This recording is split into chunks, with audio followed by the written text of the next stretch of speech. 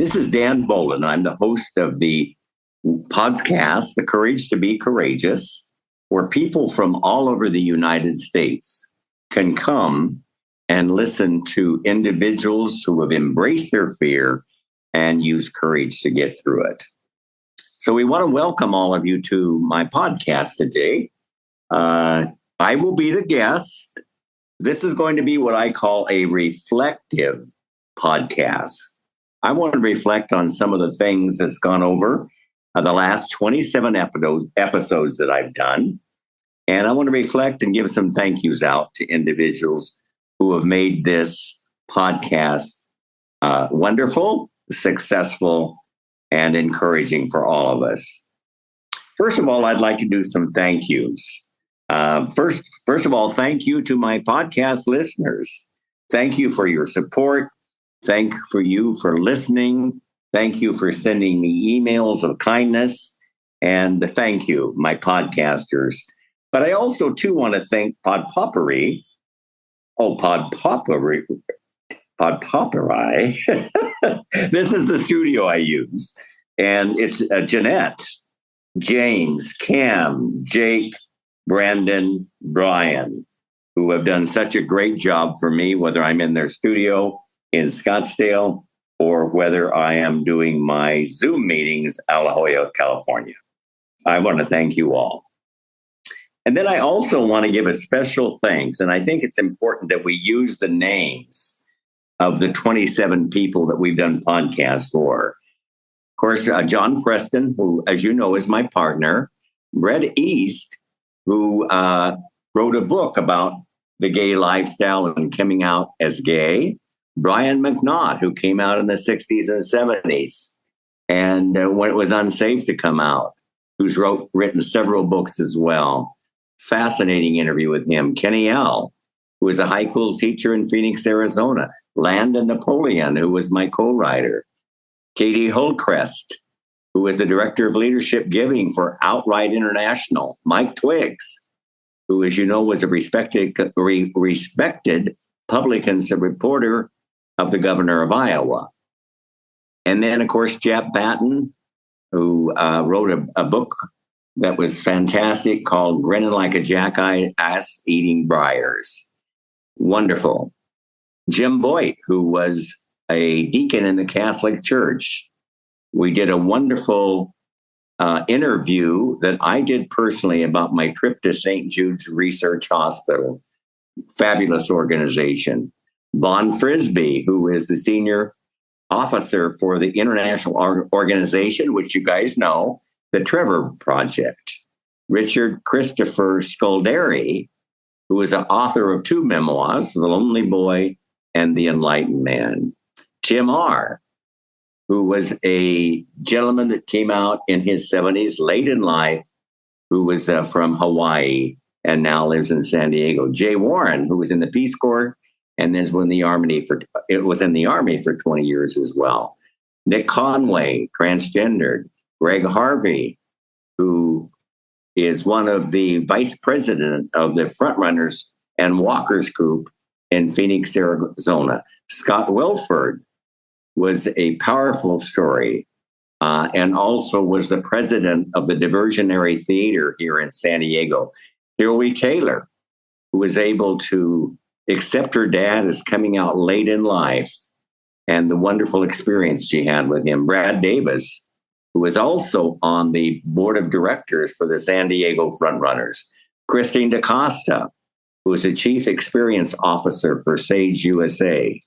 Joan Robinette, she was a total supporter of her son as he was gay, and wonderful story that Joan gave us. Abigail Batten, any relationship to Jeff Batten? Yes, that's his former wife, and how she used forgiveness and acceptance and become good friends of her gay husband. Powerful story as well. Then, of course, Ian Jenkins, Alan Mayfield, Jeremy Hodges, the couple who adopted 2 wonderful kids and wrote the book, 3 Dads and a Baby. Dave Matheson, powerful interview on a therapist in conversion therapy. Powerful, and the damage that we can see that was done. Andrew Sozoso, who is a 77-year-old marathon runner.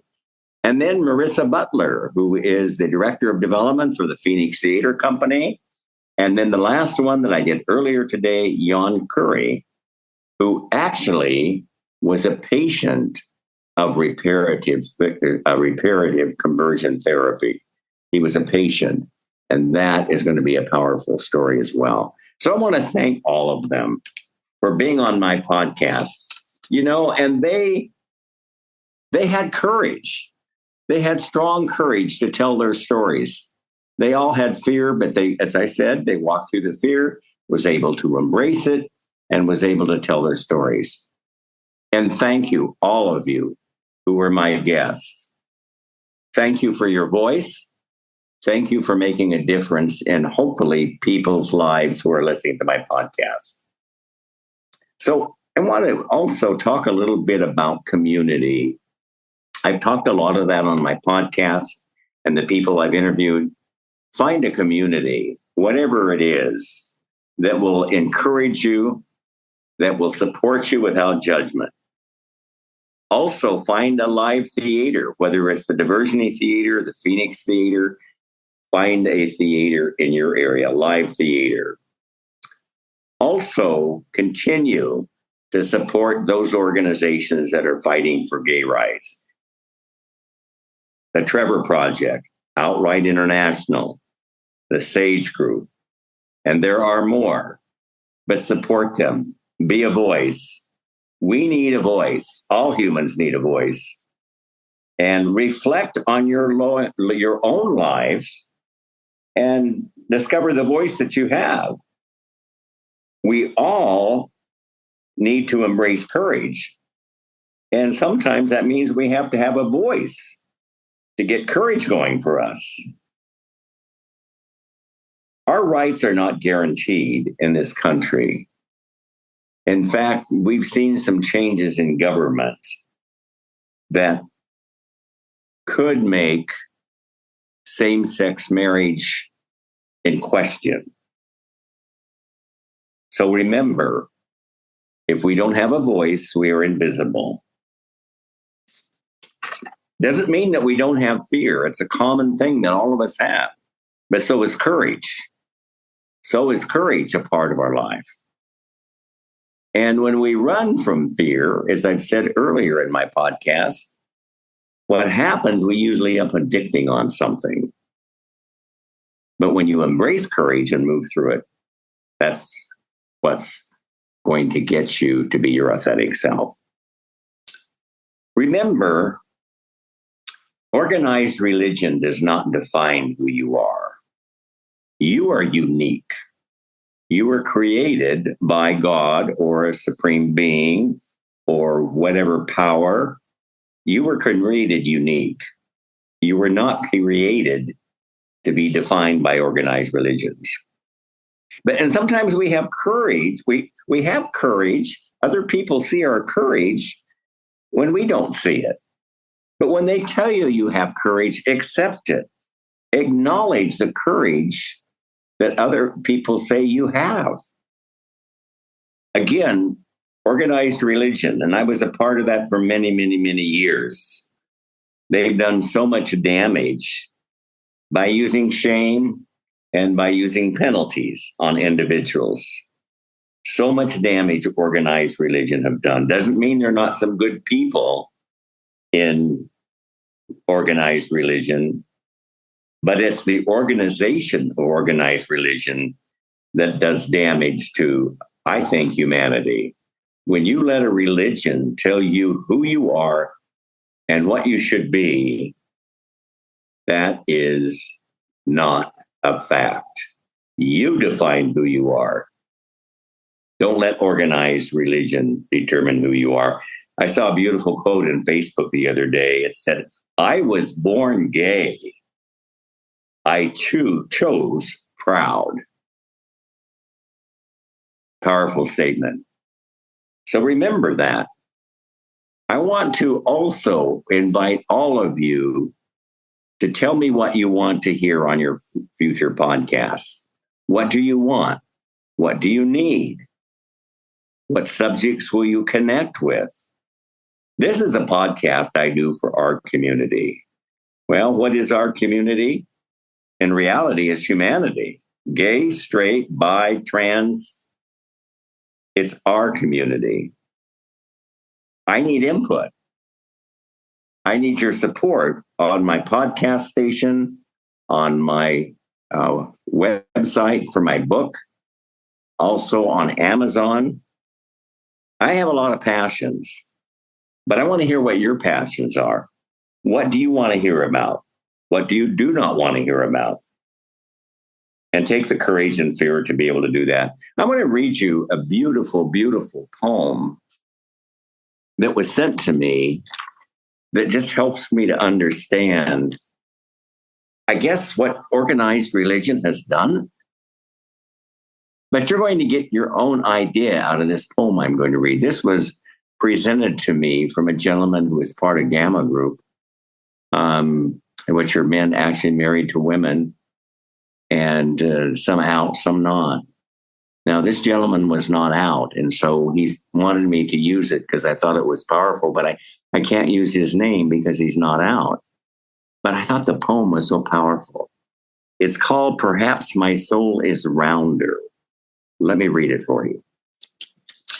Though suckled and tethered in an ethic rooted in work and a wrathful God, both needing to be nurtured as the only road to happiness, I am no longer a believer. Having sought more of both and for so long, their struggling hold slowly loosens. And for the first time, I consider having wasted so much precious time.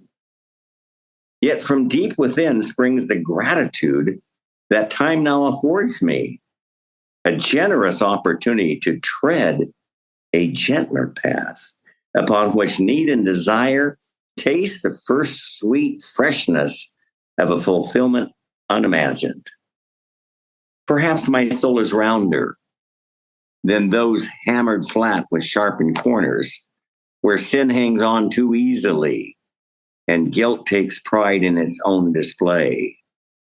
Perhaps my soul is rounder, and my God is more forgiving, as I have learned to open to life for what it is, and not for what we would pretend it to be in some unattainable future toward which we continually strive and never quite achieve.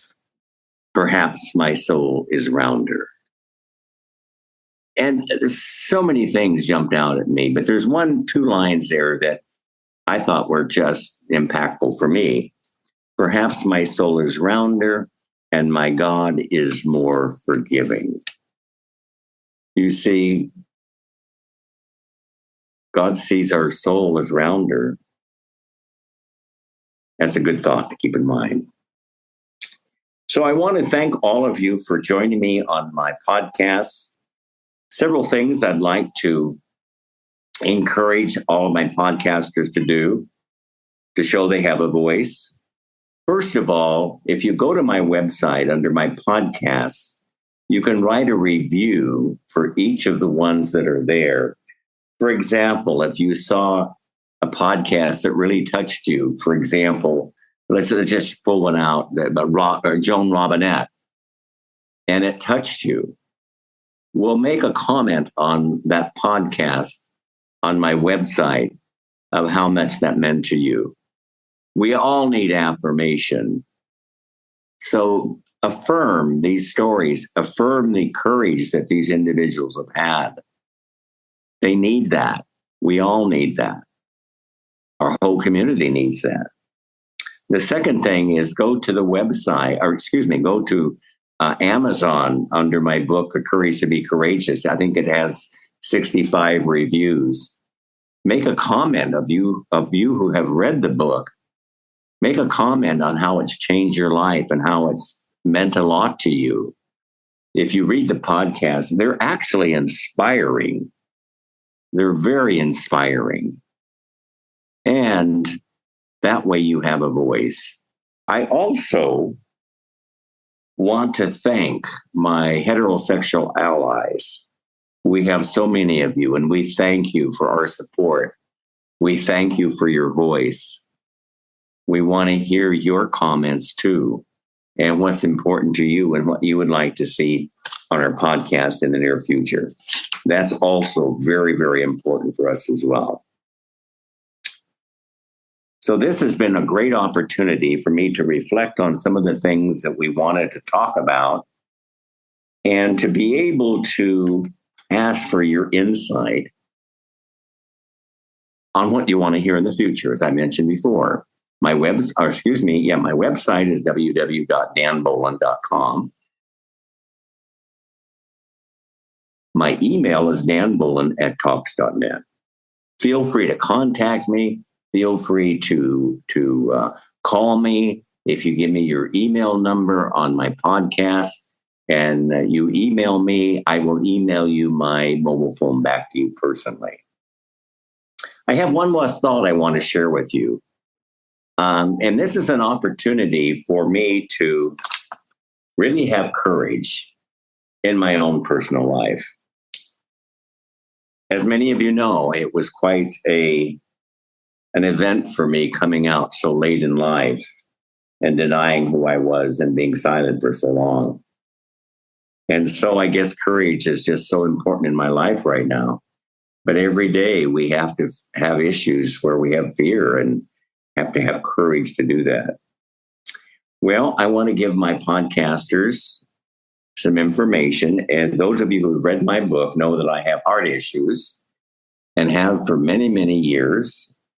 In fact, I've been flying under the radar over 15 years.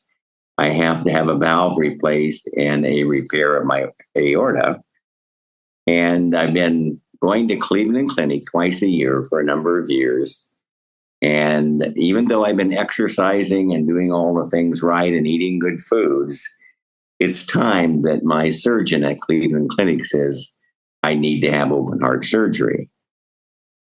Disappointing, of course, but I'm courageous about it because I know it's going to prolong my life, not shorten my life.